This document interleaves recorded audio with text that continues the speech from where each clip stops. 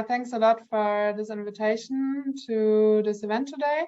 I'm actually new to the urban community, but I think Zsófia already attended a few events of yours, so we're very excited to be here and present our idea today, our project, and to also then engage with you and get some feedback and discussion afterwards.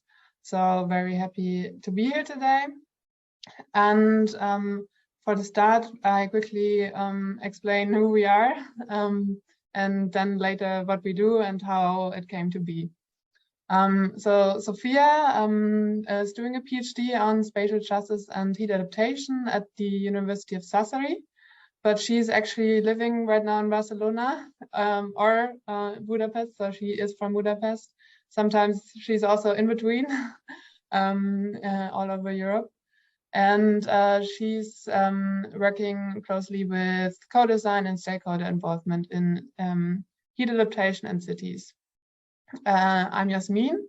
I'm also doing a PhD on a slightly other topic, but also in climate change adaptation at the Heilemann Center for Environmental Research in Leipzig, Germany. So we're an international team working together. And my role is more in the product development of the CoolCo's. Yeah, we already had in the introduction today, the topic is about heat, and also our concept, the CoolCo's, is heat related. And first of all, before I talk about what the concept is about, we want also to talk about our motivation and how we came to work on it. So first of all, we both work in research on climate change, and since we met at a summer school in 2020, we thought about that heat waves is one of the most pressing impacts of climate change, and that in Europe it's also very pressing. It heats like even more than the global average. And I'm sure many of you remember like hot summers of the last years, like 2018 in Germany, or also this summer was quite hot in many parts.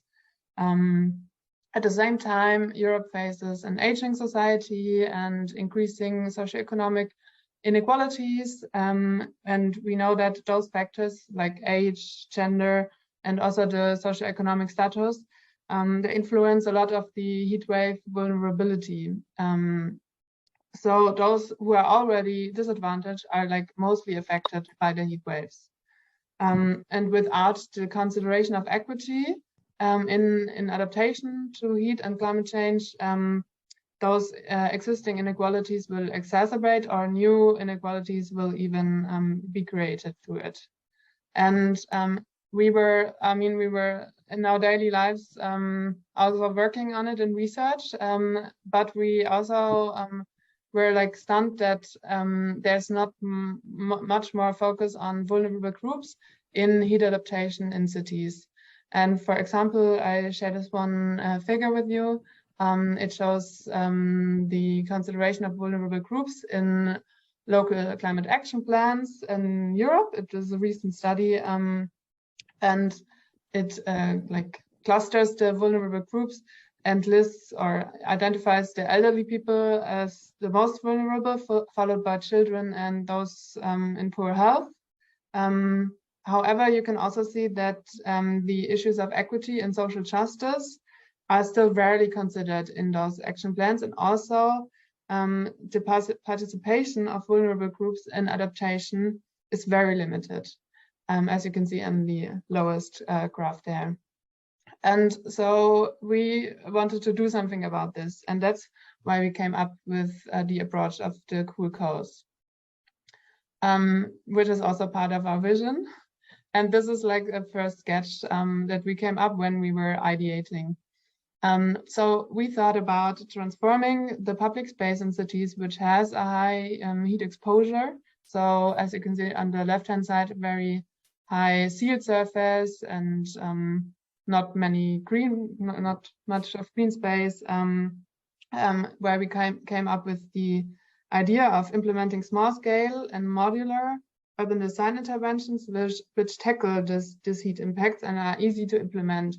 And the first idea of how that could look like, you can see on the right-hand side of the sketch. And this also is part of the vision, because we wanted to present a solution that is inclusive, that presents inclusive adaptation to heat in cities, and also which is easy to implement and doesn't require like a huge change of the infrastructure. So as you can see, there's like some space dedicated to the cooling corner, but it doesn't require like the huge change within the city infrastructure. Next, we also wanted to involve the vulnerable groups in the process of constructing such small-scale interventions, and then also to integrate aesthetic principles in the urban environment. So the design element was also an important issue to us, which also goes hand in hand with the inclusivity aspects. Then we thought about how could we make that happen? How could that become reality? And therefore we came up with a modular approach. And here you can see different elements which can be put together and combined uniquely in one cooling corner. And as you can see, there are like two different base sizes, the square and the hexagon.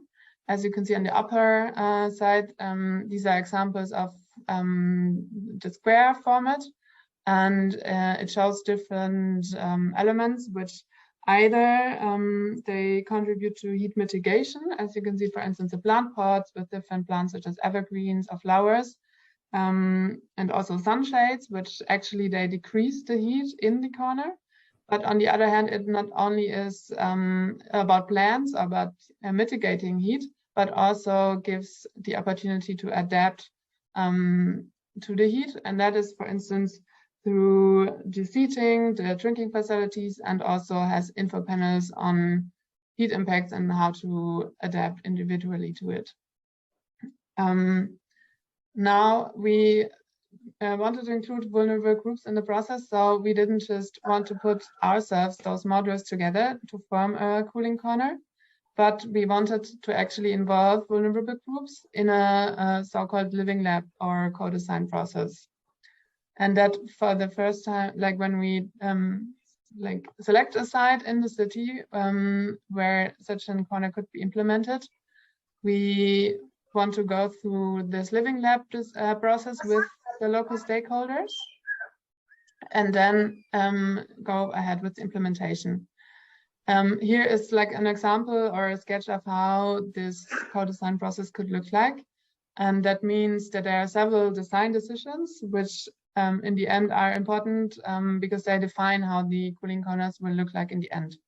That means in the first step to decide about the base shape of square or hexagon, then about the arrangements, like is it linear, in a more cascading way, or vertical. I will show some examples in a minute.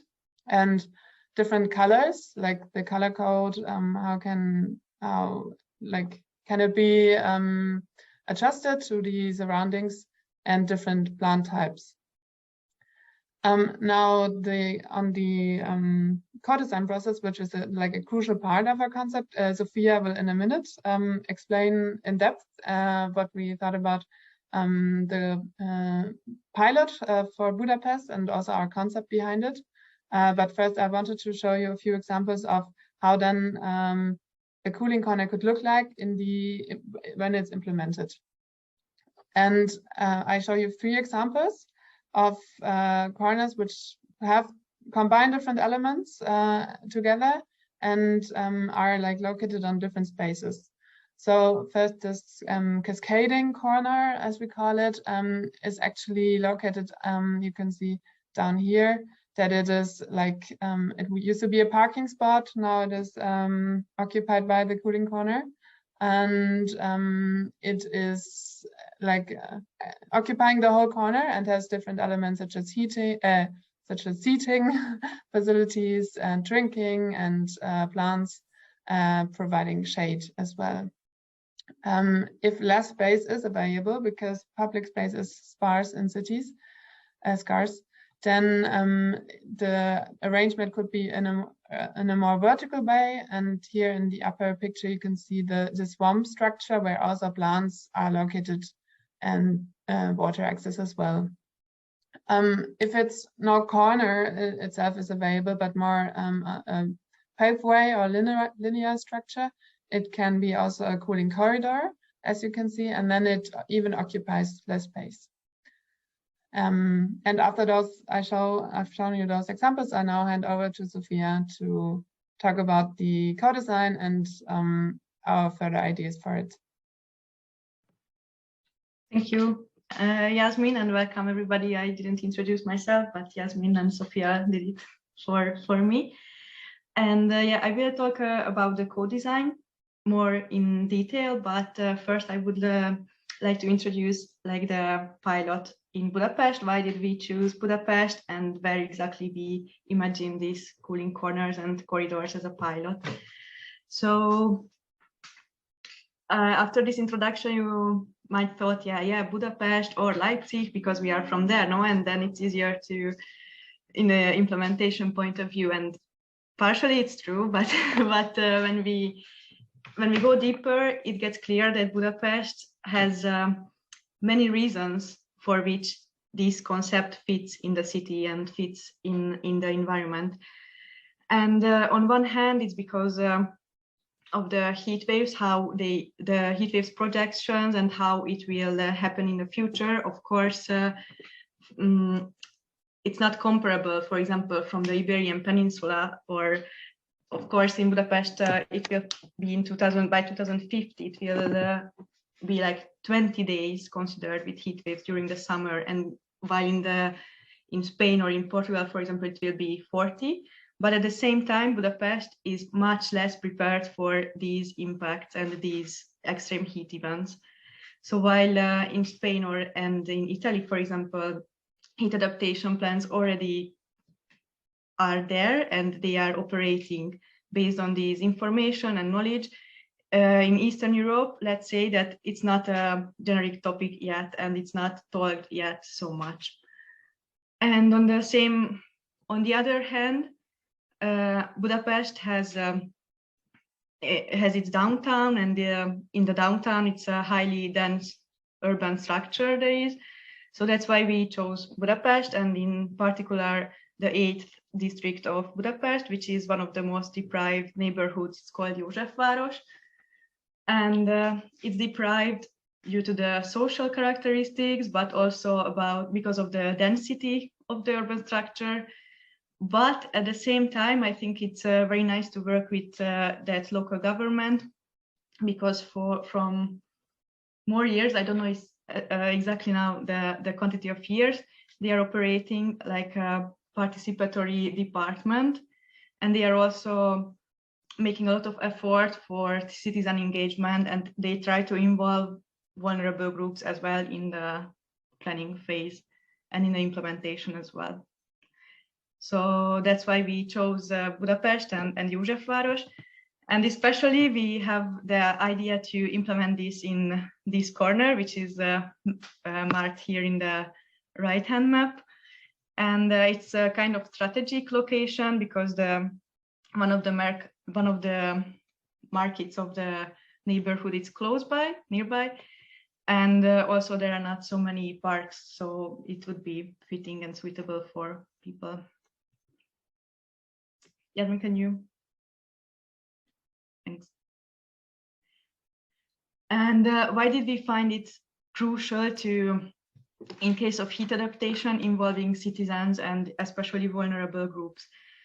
First of all, we want to involve these people in the decision-making process as well in the design process, because we find it as a way of democratization, let's say, and we find it crucial from that point of view.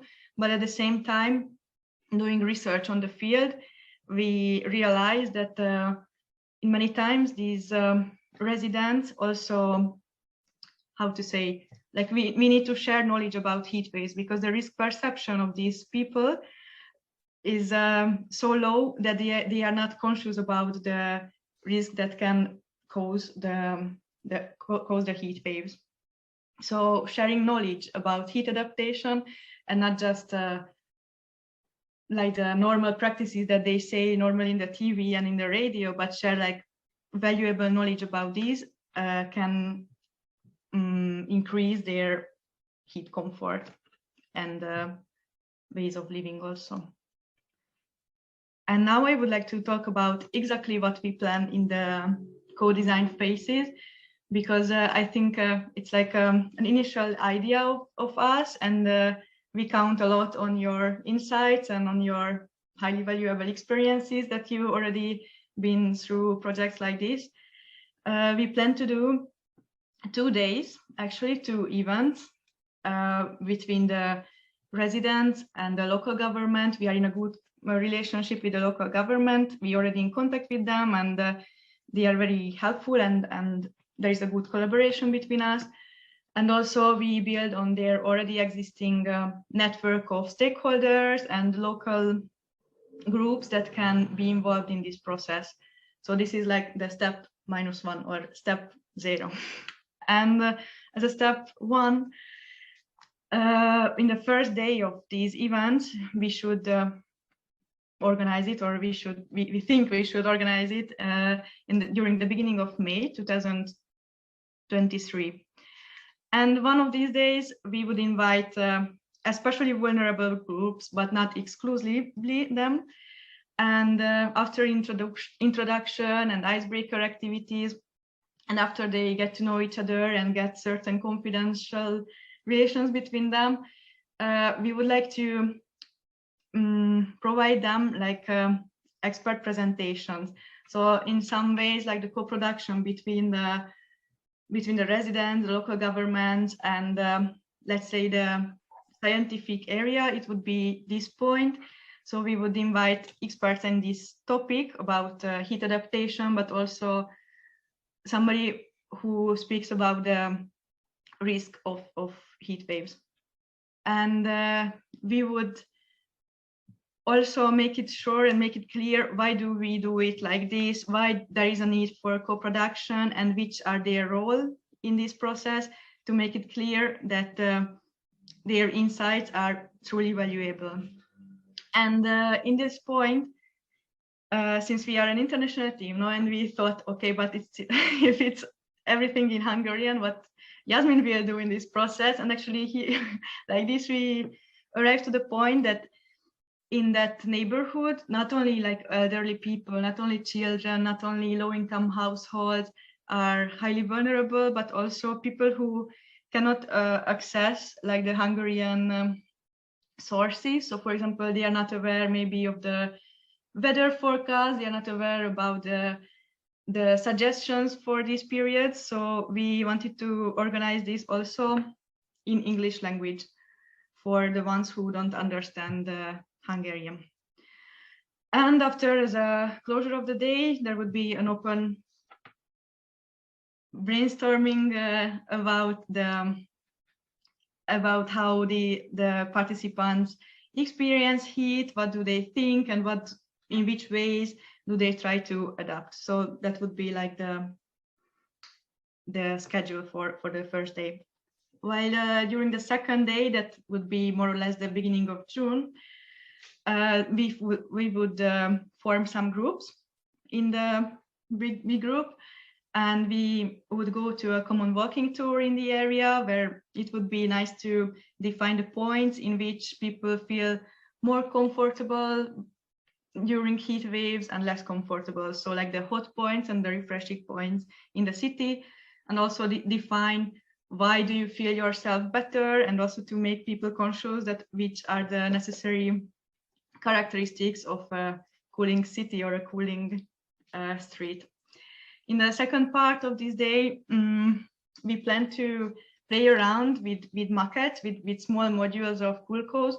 So we could a bit, how to say, we could, I don't know, play around like it's a normal street, and you put there your CoolCo's and how your modules are established, and it would be a nice experience, I think. And also in the terms of like limitations, for example, of course, it's not possible to do a very big CoolCo because there are, for example, parking lots, and it's also some way to make awareness, to raise awareness, no, that for which reason do we use the public space, and oops, it would be better to put there some CoolCo, yeah, but it's not possible due to this and that. And in this phase, the groups would present their ideas, and there would be a discussion about that. And yeah, that would be when we discuss the planned establishment. That would be actually the point when the final CoolCo's come up from the whole co-design process. And as a last step, we would be very happy to receive their feedbacks on our modules, like what they were missing about, and what are their experience about the whole process. And yeah, actually we were building this idea starting from really sketches. We have met in 2020 in a climate kick summer school, and it was online. So actually we started working truly online. And then in 2021, we realized that this idea is really a good one. So we continued working on that, and we applied to an EIT Jumpstarter bootcamp, and we were in the New European Bauhaus section. That's how we get to know a bit the New European Bauhaus. And this year we've been awarded as a runner-up in the New European Bauhaus Prize category, prioritizing the people and the places that needed the most. So I think that was a huge milestone, I think, in our lives, because we really believe that, wow, not just we think, but also other people think that it's important, and it's good to work on that. And of course, we are aware that even if our structure, our concept is not completely perfect, we are here to discuss and to learn, not from each other. And actually, that's why we are here. And in 2023, hopefully, there will be already the first pilot in Budapest.